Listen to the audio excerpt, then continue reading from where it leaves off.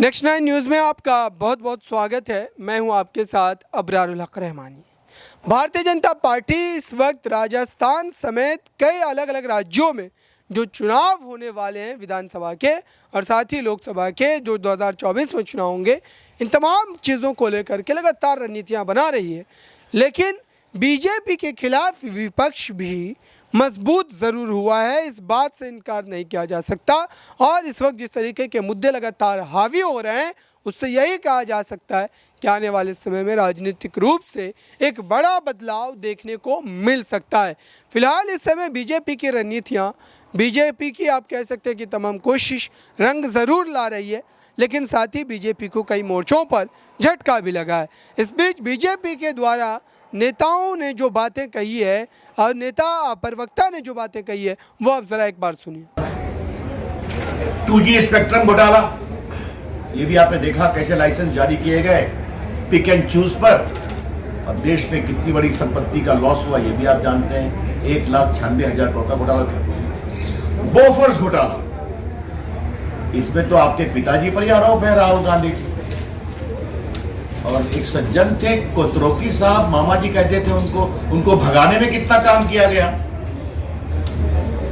आज हम जानबूझकर इन चीजों को बताने की कोशिश कर रहे हैं कि किस तरीके से पिछले कई वर्षों में कांग्रेस पार्टी का इतिहास रहा और आपके परिवार का इतिहास रहा है भ्रष्टाचार करना और भ्रष्टाचार लोगों को संरक्षण देना। नेशनल हेराल्ड स्कैंडल क्या है कि 90 करोड़ के लोन को राइट ऑफ कर दिया गया और नेशनल हेराल्ड ऐसे पुरानी वेल नोन न्यूज़पेपर जो उसका पब्लिकेशन बंद था, वो सारे शेयर आपके पास आ गए और उसके माध्यम से पूरी संपत्ति, क्या दिल्ली, क्या लखनऊ, क्या चंडीगढ़, क्या मुंबई, हजारों करोड़ की संपत्ति आपकी और आपकी माताजी के पास आ गई। आप हाईकोर्ट गए थे ना क्वाशिंग के लिए, असफल हो गए। आज आप ट्रायल फेस करने वाले हैं। आप है राहुल गांधी बेल पर। यह सिर्फ नेशनल हेल्थ का मामला नहीं है, एक राजीव गांधी ट्रस्ट भी है अमेठी में, जहां 1.5 बीघे से ऊपर जमीन ली गई, कुछ काम नहीं हुआ। आज उसको भी योगी जी की सरकार ने रिकवर किया। बाकी ऑगस्टा वेस्टर्न घोटाला क्या है राहुल जी, आप याद करिए। 2013 में ऑगस्टा वेटलैंड से कमीशन लेने का आरोप था कि 12 हेलीकॉप्टर खरीदने में 360 करोड़ रुपए की रिश्वत की बात आई थी। अभी तो ट्रायल हुआ, इटली में भी गया मामला, उसको कंफर्म किया गया कि जो आपके पिताजी के नाम पर ट्रस्ट चलता है, राजीव गांधी ट्रस्ट, उसमें आपको चीन से पैसा मिला। चीन के एम्बेसी ने भी दिया, चीन की सरकार ने भी दिया, और आपको उसी से संतोष नहीं मिला तो जीरो चौकसी ने भी दिया, और जाकिर नायक से भी पैसा मिला आपके ट्रस्ट को। बाकी राणा कपूर ने भी ट्रस्ट में पैसा भेजा, जो खुद जेल में है, यस बैंक के। तो जहां से पैसा मिले ट्रस्ट में ले लो भ्रष्ट तरीके से। राहुल गांधी, ये है आपका आचरण और आपके परिवार के संस्कार।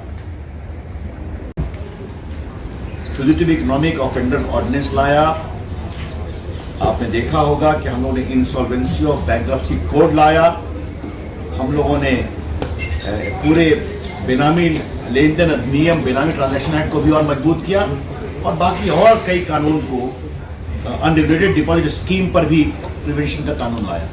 तो हमने कानून से भ्रष्टाचार को रोका, निर्णय प्रक्रिया ईमानदारी से की, और जो भगोड़े थे उनको वापस लाया और लाएंगे।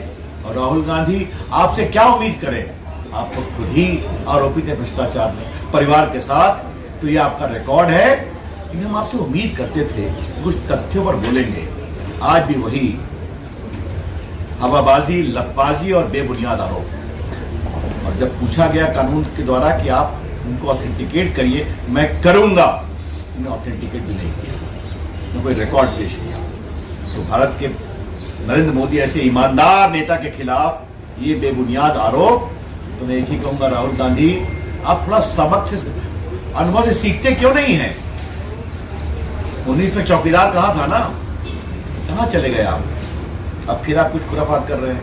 तो 24 में आपको जनता और प्रभावी रूप से जवाब देगी। धन्यवाद। हो रही है आज जब भारत में चीजें बनती हैं आज भारत में सेना के आयुध बनते हैं, मोबाइल मैन्युफैक्चरिंग होती है, अब चिप मैन्युफैक्चरिंग होने जा रही है, तो आपको परेशानी होती है। बहुत कारण स्वाभाविक है।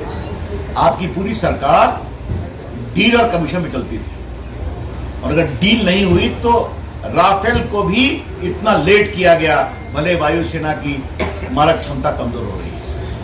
The whole ecosystem of Congress party is based upon the twin corrupt pillars of deal and commission. तो आज के कमीशन बंद हो गया है, इसलिए आपको परेशानी है। विजय माल्या को किसने बढ़ाया, उनको लोन पर लोन किसने दिया, और नीरव मोदी और मेहुल चौकसी कि इवेंट्स में कौन जाया करता था? राहुल गांधी जी, आप तो जाया करते थे ना। आज तो कई फोटो आपके बाद में भी आ रही है, चलिए देखिए, कोई कार्रवाई नहीं की गई। नरेंद्र मोदी की सरकार सिर्फ बोलती नहीं है, ईमानदारी से करके दिखाती है कानून के अनुसार। आज डायरेक्ट बेनिफिट ट्रांसफर सीधा बैंक अकाउंट में 23 लाख करोड़ 8 साल में भेजे गए, और 2,23,000 करोड़ बचाए गए, जो बिचौलिए खा जाया करते थे। आज कांग्रेस की सरकार में आपके पिताजी ने कहा था कि 1 रुपये दिल्ली से भेजते हैं तो 15 पैसे पहुंचते हैं, आज पूरे पैसे पहुंचते राहुल गांधी, इसलिए आपके लोगों को परेशानी है। आज टैक्स चोरों से करोड़ों की रिकवरी हो रही है। आज भागे हुए भगोड़ों को हिंदुस्तान में लाने का कार्रवाई हो रही है, चाहे वो मेहुल चोकसी हो या बाकी सब हो। और सट्टेबाज संजीव चावला का प्रत्यर्पण हुआ, बिचौलिया क्रिश्चियन मिशेल यूएई से आए, इंडोनेशिया से पकड़ा गया भगोड़ा कारोबारी विनय मित्तल, ये भी वापस आया, बहरीन से भगोड़ा आर्थिक घोटालेबाज मोहम्मद याह्या वापस आया। ये सब सबके सामने है।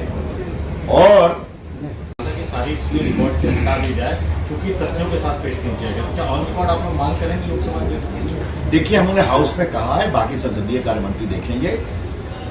रूल्स ऑफ प्रोसीजर की धारा 353 में स्पष्ट है कि कोई आरोप आप लगाते हैं या इंक्रिमिनेटिंग भी आरोप लगाते हैं तो आपको बकायदे उसकी नोटिस देनी पड़ेगी और संबंधित डॉक्यूमेंट देना पड़ेगा। ठीक, आपने वो कुछ तो किया नहीं, आपने पूरा भाषण देखा है, सुना है।